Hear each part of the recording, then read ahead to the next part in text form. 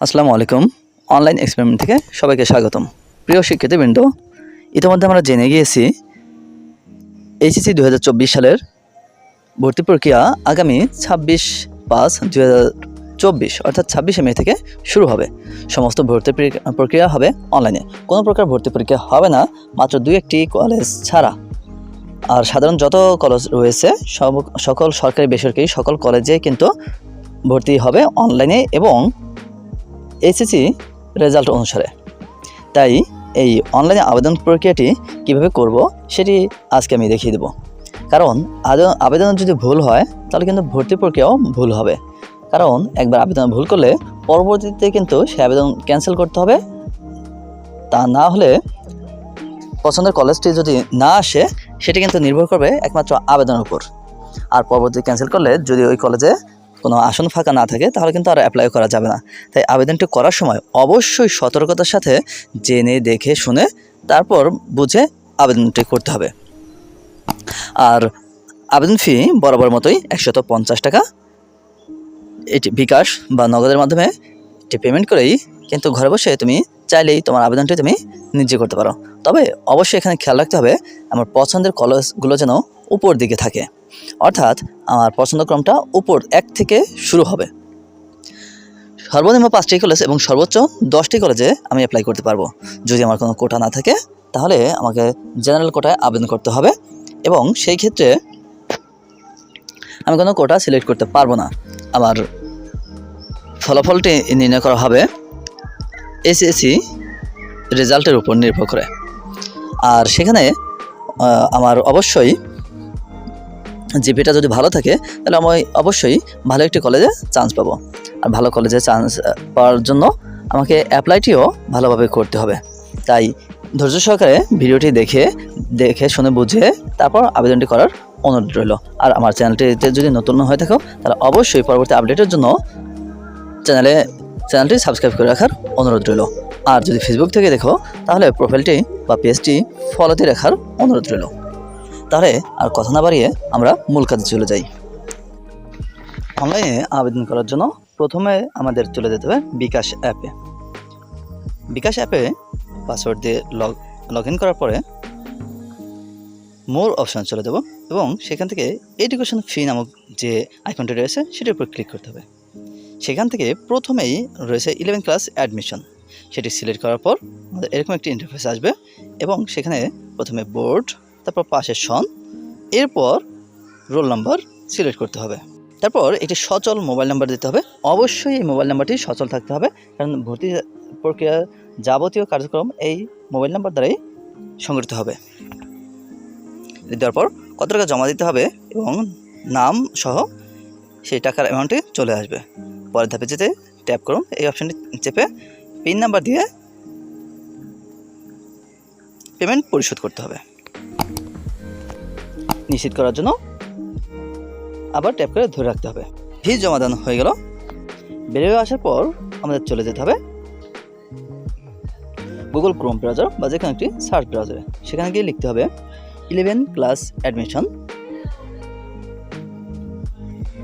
সেখান থেকে প্রথম ধাপেই আমরা ক্লিক করার পর এরকম একটি ইন্টারফেস আমাদের সামনে চলে আসবে।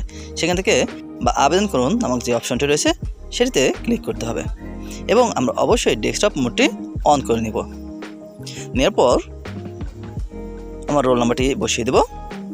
রোল নাম্বার পর বোর্ড এবং পাশের সন সিলেক্ট অটো করা থাকবে এবং রেজিস্ট্রেশন নাম্বারটি এখানে বসিয়ে দেব। যদি বোর্ড এবং পাশের সন আলাদা হয় তাহলে এখান থেকে চেঞ্জ করে নিতে হবে এবং নিচে যে ভেরিফিকেশন কোডটি রয়েছে সেই কোডটি এখানে তুলে নিতে হবে।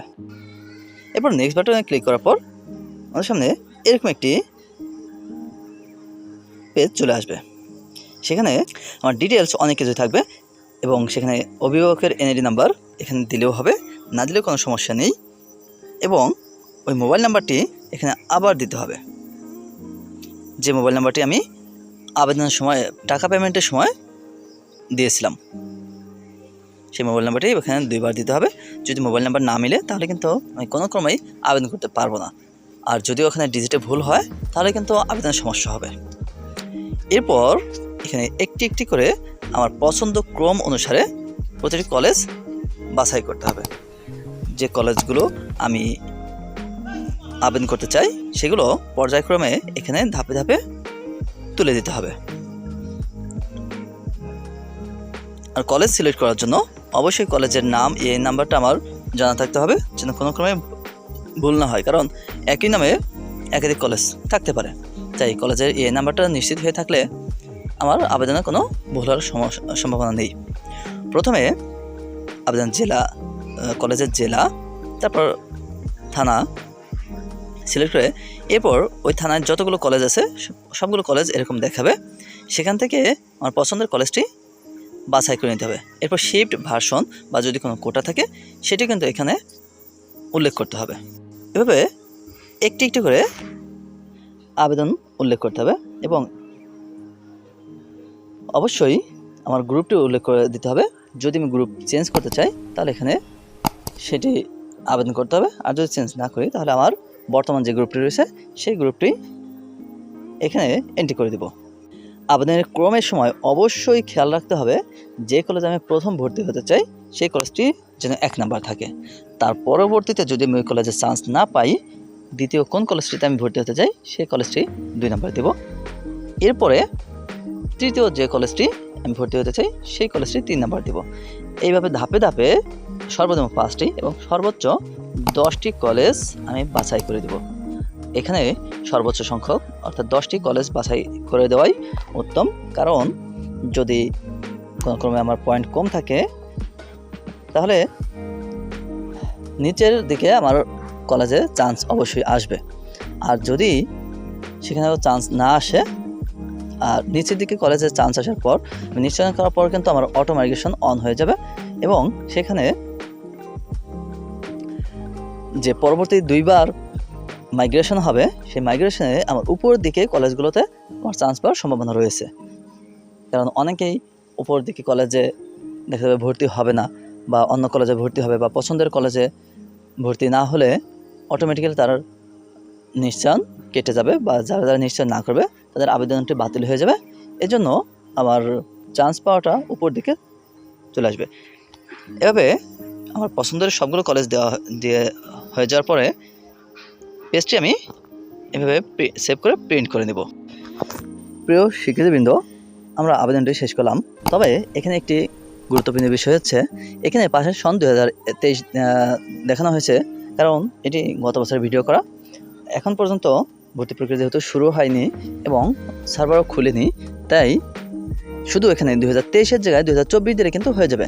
আর 2023 সালে যারা পাশ করে ভর্তি হয়নি তারাও কিন্তু এই প্রক্রিয়ায় আবেদন করে তারা ভর্তি হতে পারবে এবং 2021-22-এও যারা পাশ করে ভর্তি হয়নি তারাও চাইলে কিন্তু এবছর ভর্তি হতে পারবে। অর্থাৎ বিগত 3 বছরের পাশের শিক্ষার্থী কিন্তু এবছর চাইলে তারা রেগুলার হিসেবে ভর্তি হতে পারবে, তাতে কোনো সমস্যা নেই।